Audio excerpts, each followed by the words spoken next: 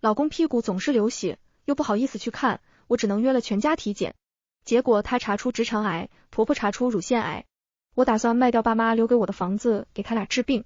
刚要签合同，两人带着我儿子冲进了门，老公甩手就给了我一耳光。贱人，我怎么娶了你这么个讨债鬼？直肠癌啊，你竟然想卖房子治病，是想拖死我们一家人吗？离婚，必须离婚。婆婆不由分说的撕了合同。女人就要贤惠，要有为家庭付出的觉悟。我要是你，就自己找个地方死了干净。不许你们这样说我妈。儿子一把推开两人，抱着我哽咽。妈，儿子不孝，不想做富翁，你最爱我了是吗？你不是总说舍不得我去上大学吗？我休学陪你1年，就别遭化疗的罪了。原来他们都以为得癌症的是我呀。一家人冲进来的时候，我名字都已经写了一半。这栋房子是我爸妈留给我的，本来价值100万，因为着急只卖了80万，我心都在滴血。但为了尽快拿到钱给老公和婆婆治病，也只能忍痛出售。陈建个子高腿长，走得最快，几步就到了我身边，抢走了我的笔。贱人！他反手就给我一耳光，火辣辣的痛感让我耳边嗡嗡作响。先生你干什么？中介小王慌忙站起来，被婆婆一把推开。老太太枯瘦的手啪的拍在玻璃茶几上。大家娘们，这房子是留给我孙子的，你个赔钱获得癌症了，还想卖房子治病？我听着他尖锐的声音愣了一下。那时医生把检查报告递给我，告诉我陈建确诊直肠癌3期，婆婆的乳腺癌也复发了。我攥着化验单，在洗手间因为恐惧和难过干呕，出来时却还要强装镇定，说只是普通肠胃炎。没想到居然被他们误会是我得了癌症。林素梅，你够狠啊！陈建的咒骂还在继续，眼神凶狠中透着嫌弃。你自己得病，现在要卖我儿子的房子填窟窿？这世界上竟然有你这么当妈的！中介所里响起窸窸窣窣的议论声，有同情我的，也有赞同陈建的。我想起上个月帮陈建洗内裤时发现的血迹，他死活不肯就医，我心急如焚的样子，喉咙发涩。所以你们不想让我治疗？这么多年我为这个家付出这么多，你们的良心不会痛吗？你们……话没说完，再次被打断。婆婆大概看人多，改变了策略，扑通跪在地上。素梅啊，她额头重重磕向瓷砖。看在我孙子的份上，你别这行不行？她哭得鼻涕一把泪一把。你出去偷人，走了后门才得上那种病，我们家管不了，也就不管了。但是你不能动我孙子的房子啊，他是你身上掉下来的肉啊，你总要给他留点后路。婆婆几把撕碎了合同，干枯的手指掐进我胳膊，眼神狠厉。当年我手术完疼的撞墙，你说妈你忍着点，现在轮到你了，就不能学学我？我的精神因为过度震惊恍惚了一下。真好的，为了不让我治疗，这么离谱的瞎话都编出来了。看着满地纸屑，我想起20年前他第一次乳腺癌手术，我在 ICU 外守了3天。他嫌医院的饭脏，我每天往返4小时回家炖汤。他那时候说会把我当亲闺女疼。想起前几天陈建还搂着我的腰说，等孩子大了，咱俩就退休，一起出去走走，这辈子就赚钱了，跟你没亲密够。现在他正用那只手点着我鼻子骂，明天就去离婚，你别想拖累我们一家。爸，始终沉默的儿子陈星此时突然开口，妈都这样了，你说什么离婚，我们是一家人。我刚强忍着的眼泪刷一下就出来了。还好，这个家还是有人在意我的。感动还没来得及升起，就被他接下来的话压了下去。他抱着我的胳膊，18岁的大小伙子哭得像个孩子。妈，我不想当富翁，你最爱我了是不是？你肯定舍不得我背那么多债的，对不对？我休学1年陪你，你不是说舍不得我去读大学吗？我先不去了，咱们不吃化疗的苦行不行？上个月他非要买5000的球鞋时，也是用这种撒娇的语气。但现在他想要的不是球鞋，是我的命。原来都是一样的。我抹干眼泪，沉默着把房产证收进包里。行，既然你们都这么说，那房子就不卖了。既然他们不想治，那就等死吧。一行人沉默着回到家，离开大众视线，婆婆彻底不装了。幸好我儿子发现的及时，不然房子就被你糟践了。我要是你，现在就找个粪坑溺死自己。丧门星，克死你爹妈不够，还要来祸害我们老陈家。儿子陈星缩在沙发上刷着手机，完全不在乎我这个亲妈被如此辱骂，甚至偶尔朝着我露出厌恶的目光。陈建更是直接伸手来抢我的包，顺带着在我屁股上狠狠踹了一脚。把房产证交出来，别想着卖房子治病。这是他这些年第一次打我，估计觉得我要死了，本性暴露。我没打算忍，跳起来还了他一耳光。房子是我爸妈留给我的，我活着一天，谁也拿不去。想要弄死我啊！陈健没见过我如此凶悍的模样，愣住了。婆婆瞪眼，片刻后往沙发上一坐，开始跳老虎神。作孽啊！我早该让健儿娶了刘科长的侄女，现在肯定平步青云，不用被你这个小贱人拖累。他枯瘦如柴的手指直戳到我鼻尖。人家陪嫁2套商铺，你呢？就带着个破房子进门，还守得什么似的？你有命花吗？这些年，只要他对我哪里不满，就来这一出。懒得听这些陈词滥调，我转身往房间走。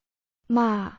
陈星突然走到我面前，把房子过户给我吧，我是你唯一的儿子，你放心，我跟他们不一样，我会管你，你走后，我也会每年给你尽孝。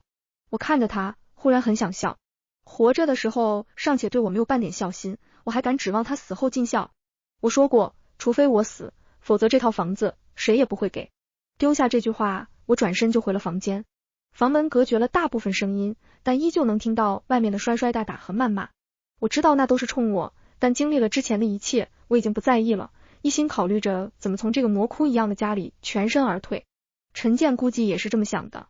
当晚我出去喝水的时候，他拿出了离婚协议，签字，协议还热乎着，条款里净身出户4个字格外明显，末尾还手写补充了自愿放弃一切治疗的字样。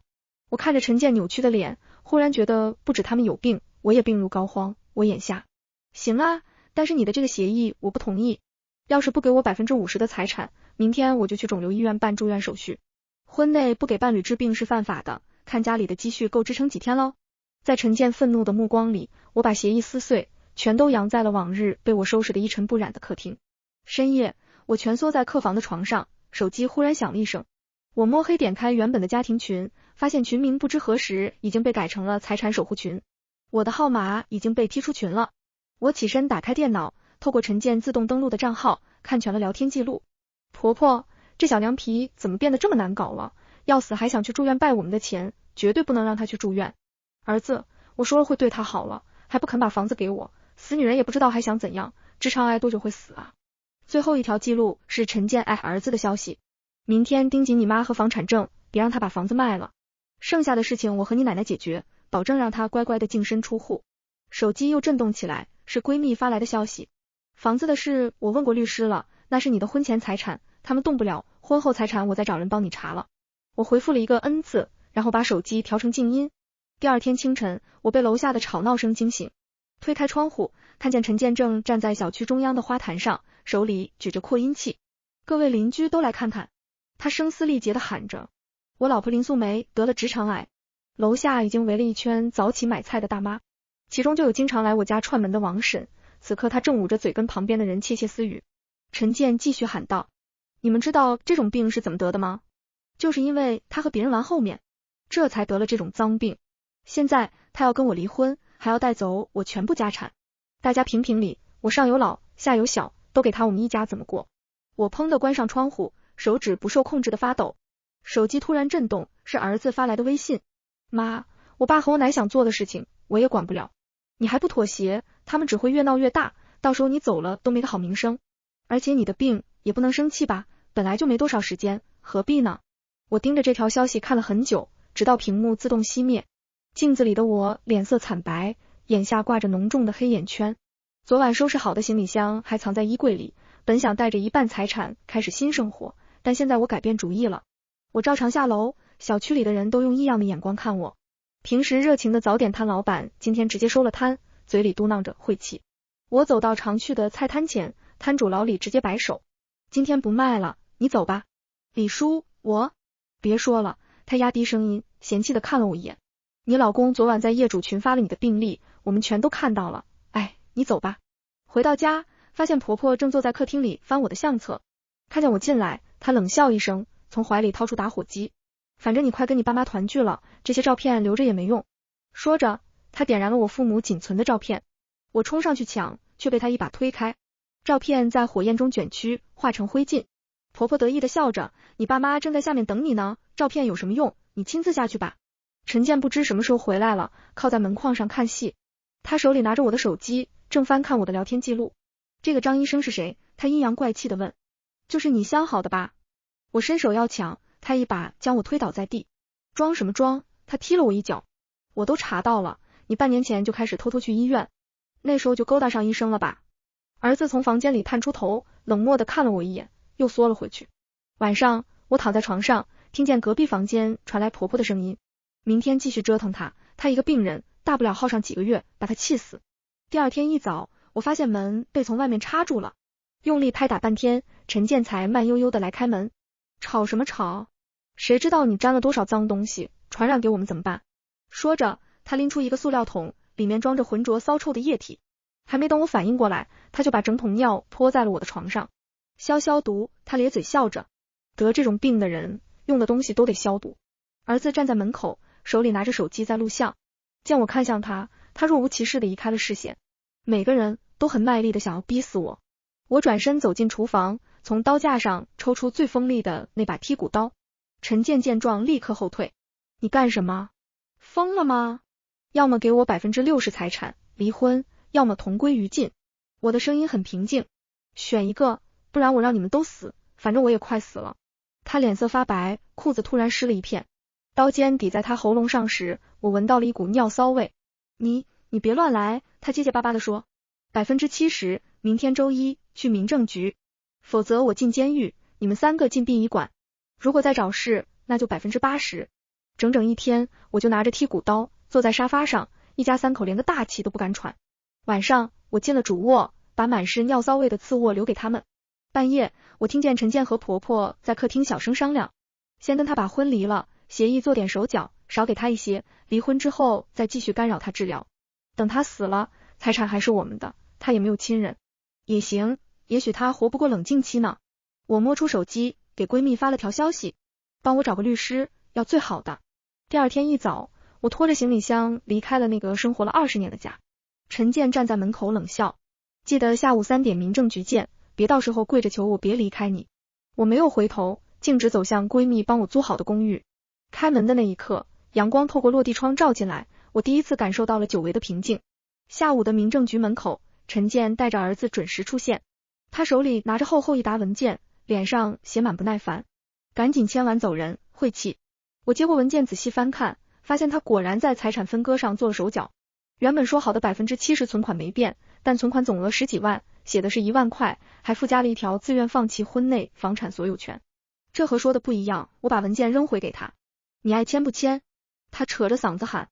反正你也没几天好活了，要钱和房子有什么用？民政局的工作人员探出头来。要吵架去外面吵。我拿出手机，拨通了律师的电话。李律师，麻烦您过来一趟，这边需要重新拟定协议。陈建脸色一变，你请律师？你跟我争财产，有钱请律师？儿子也抬起头，满脸仇视。我全当没看见，谁跟将死之人和孤儿计较呢？李律师很快赶到，重新拟定了离婚协议。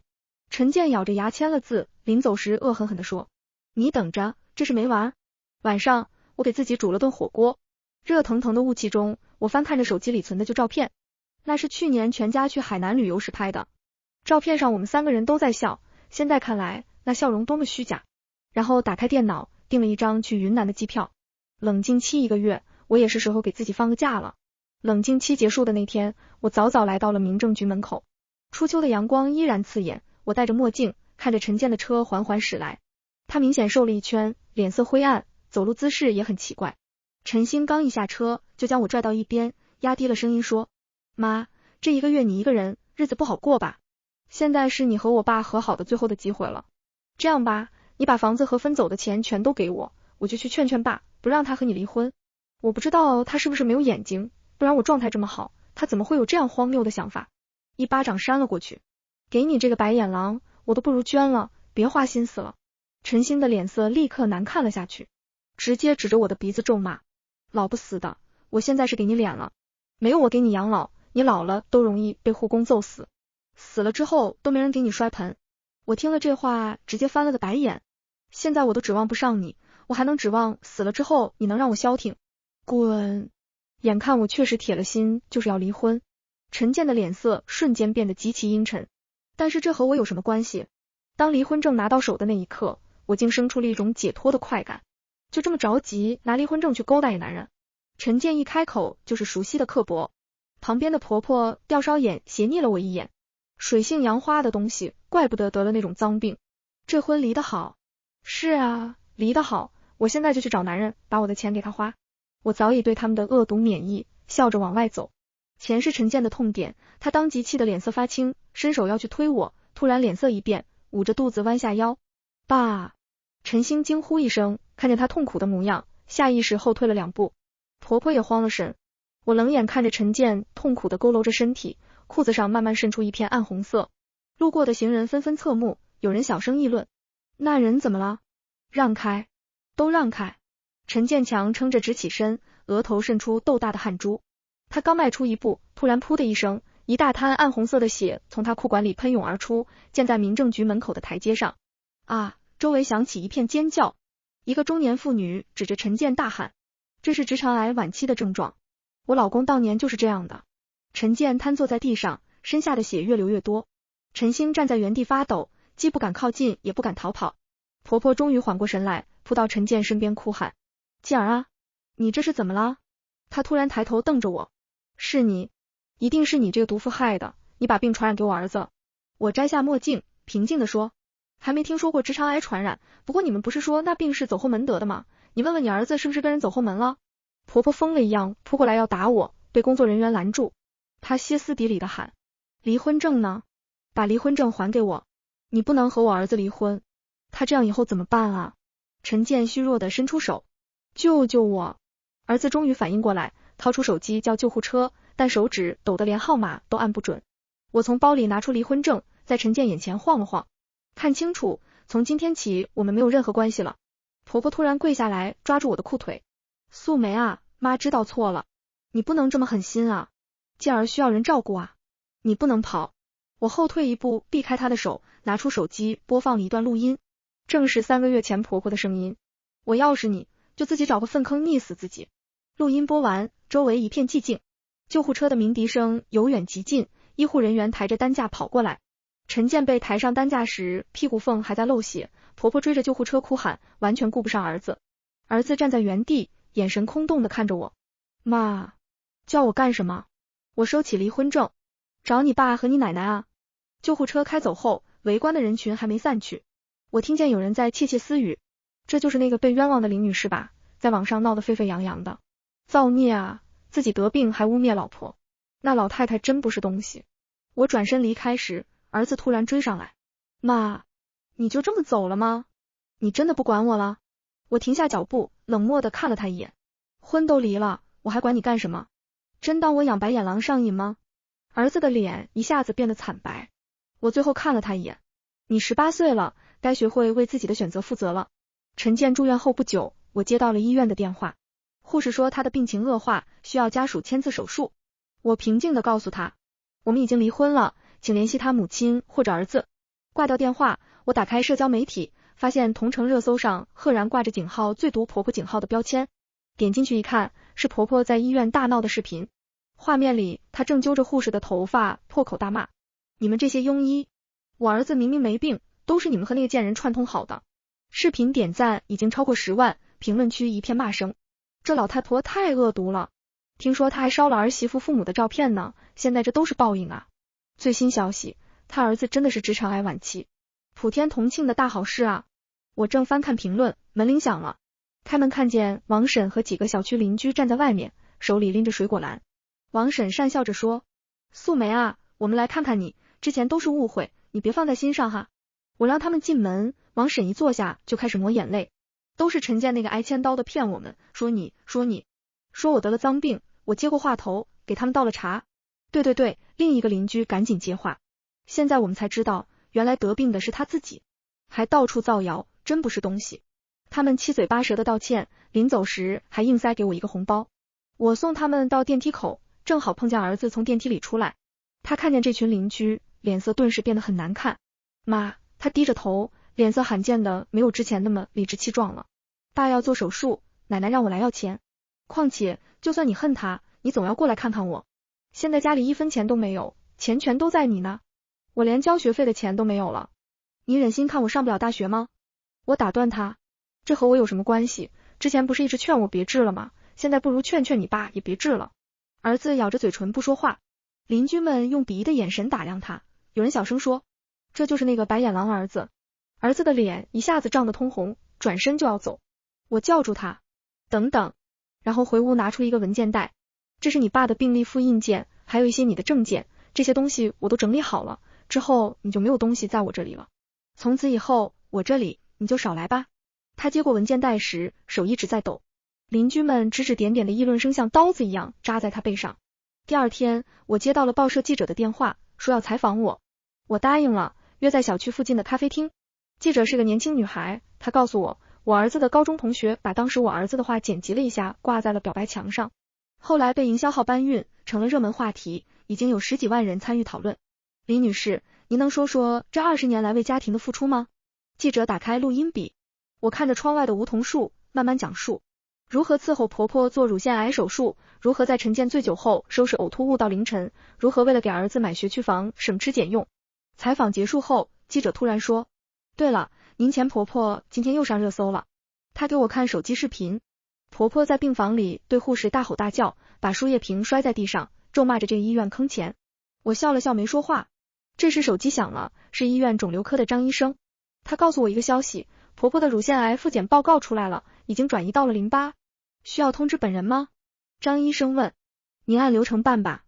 晚上回到家，我收拾行李准备出门好好放松一下，手机不断弹出消息提醒，原来是采访报道发布了。评论区一片支持声。我正看着，一条新消息跳出来，是儿子发来的语音。点开后听到他带着哭腔的声音，妈，爸的病危通知书下来了，奶奶也查出癌细胞转移，我不知道怎么弄这些事，你赶紧回来接手这些烂摊子啊！我还只是个孩子，我能懂什么？你怎么这么狠心把我丢下？我难道不是你亲生的吗？你好歹叫了他们这么多年的老公和妈，真就忍心不管他们了吗？我没有回复，只是把手机静音，继续收拾行李。最后把离婚证放进包里时，我拍了张照片发到朋友圈，配文：重生第一天。外出旅行回来后，我收到了法院的传票，陈星以继承权纠纷为由起诉我，要求分割我父母留下的房产。我翻开文件，看到起诉状上写着，原告陈星认为，被告林素梅在丈夫和婆婆病重期间离婚，并分走大半财产，不符合人道主义，理应归还。令其名下有一套婚前的房子，也应当由她合理继承，毕竟林素梅女士没有其他的亲人。落款处是陈星的签名，旁边还按了个鲜红的手印。李律师很快赶到我家，看完材料后冷笑一声，这小子跟他爹一个德行。他从公文包里拿出一份委托协议，官司我帮你打，现在不管舆论还是法律，都站在你这边，毫无压力。开庭前一天下着暴雨，门铃突然响起，监控屏幕里，陈星浑身湿透的站在门口，怀里抱着个文件袋。妈，他进门就跪下了。我错了，我不该起诉你，但是我也不想的，我实在是走投无路了。我没说话，就这么静静的看着他。他眼神飘忽，是奶奶逼我这么做的，她说爸的医药费不够，让我来找你要，说你耳根子软，肯定会给钱的。家里的存款呢？我打断他，当时离婚的时候不是分了10万块钱吗？他脸色一变，支支吾吾起来，那笔钱这么快就全都给医院了？我冷笑，还是被你赌输了。陈星猛地抬头，你怎么知道？我没回答。